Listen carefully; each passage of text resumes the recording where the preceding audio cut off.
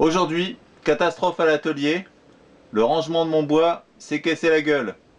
Alors petite revue des dégâts en cours.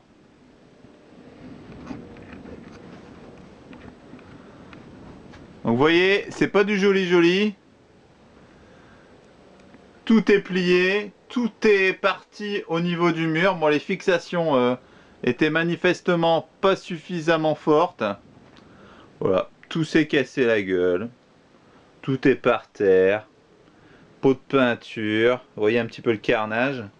Bon, heureusement, c'est arrivé la nuit. Donc en fait, le reste de mon bois tient avec cette petite corde qui est reliée au système de poulie qui maintient mon VTT en hauteur. Donc voilà. Le boulot de l'après-midi, bah, ça va être de nettoyer un petit peu tout ça, hein. D'en faire le rangement. On va tout sortir, on va profiter pour ranger et puis tout remettre en état.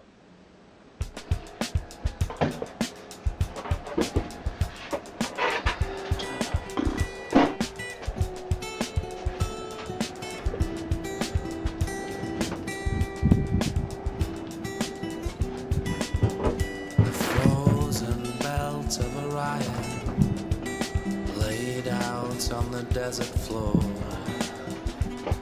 the oldest wonder built by giants, or somebody here 12,000 years before.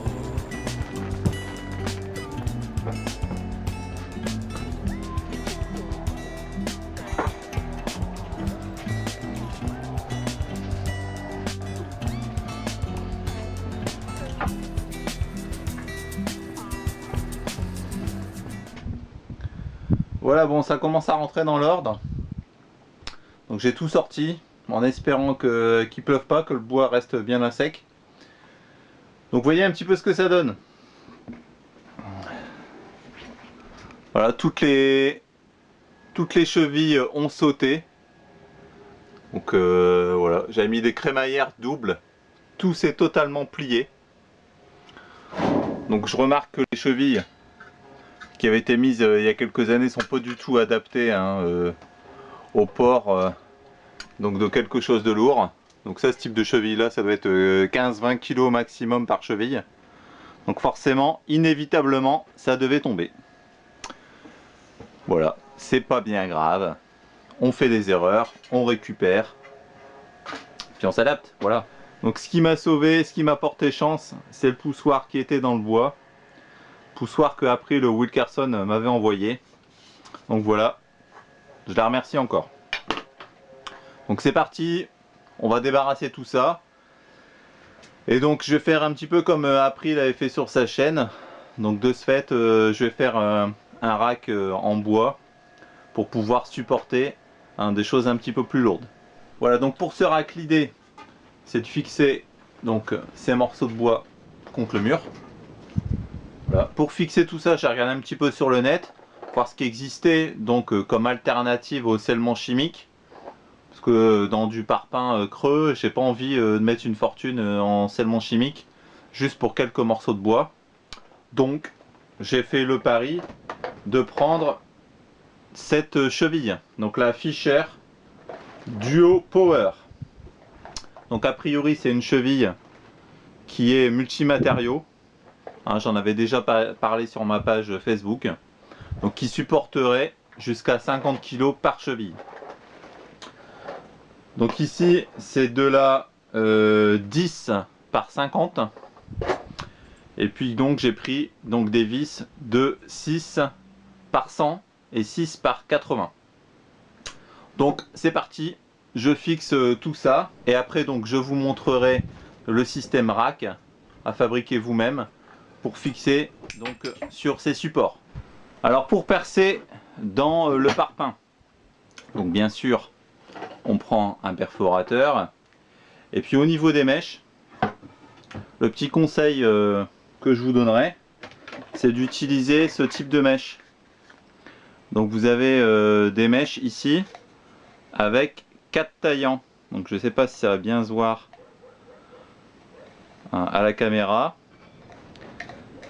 Donc des mèches pour perforateur SDS avec 4 taillants. C'est plus précis hein, quand vous faites votre trou, et les trous ils sont plus nets, je trouve, avec ce type de mèche. Donc ça c'est plutôt pas mal. En plus dernièrement sur le site de Bosch, je pense qu'on pouvait gagner une mèche. Hein, il suffisait de mettre un commentaire donc sur la page Facebook de Bosch. Donc voilà, ensuite il vous suffit de mettre votre cheville. C'est hyper dur hein.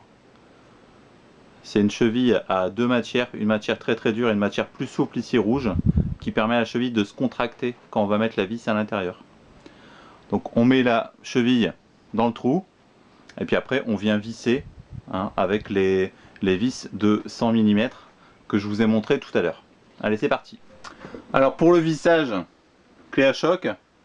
Alors la clé à choc c'est super parce que elle va se mettre en route que s'il y a une résistance. Donc s'il y a une résistance, ça veut dire que votre cheville elle est bien posée et qu'elle fait son boulot. Alors c'est parti.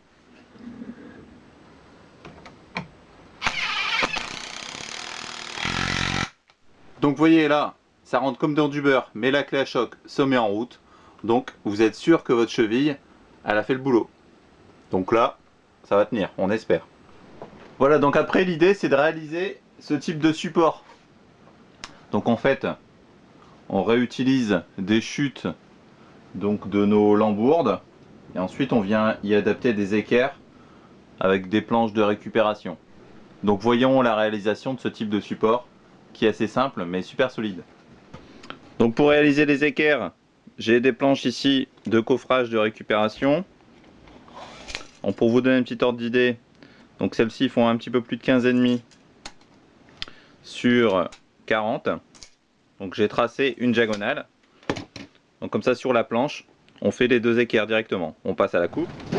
Voilà, donc nos planches sont découpées. Je vais y adapter maintenant donc un morceau de lambourde que je vais venir coller et visser donc sur ces équerres.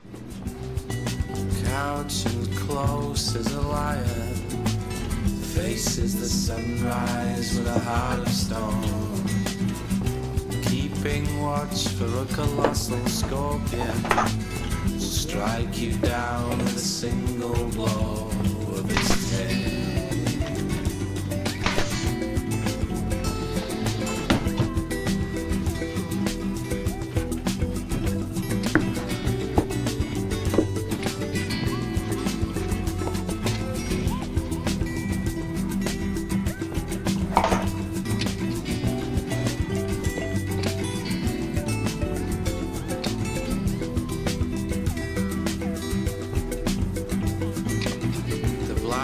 Hunter marks out points of a compass with precision of an unerring degree.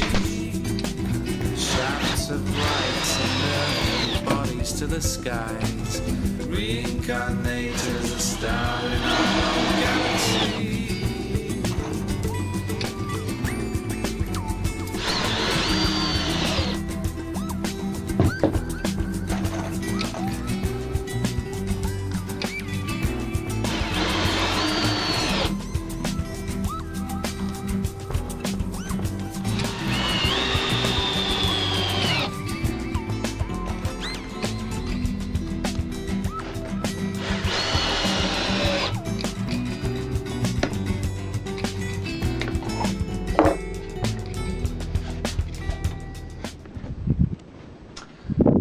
Bon bah ça y est, tout est rangé maintenant.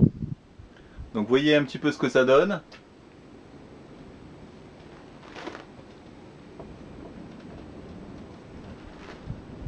Voilà, j'en ai profité pour faire un petit peu de rangement, c'était nécessaire. Donc voilà, en espérant que ça ne tombe plus. Donc j'ai remis mon porte-bonheur, le poussoir d'April. Je pense que c'est ce qui m'a porté chance. Allez, moi je vous dis à très vite.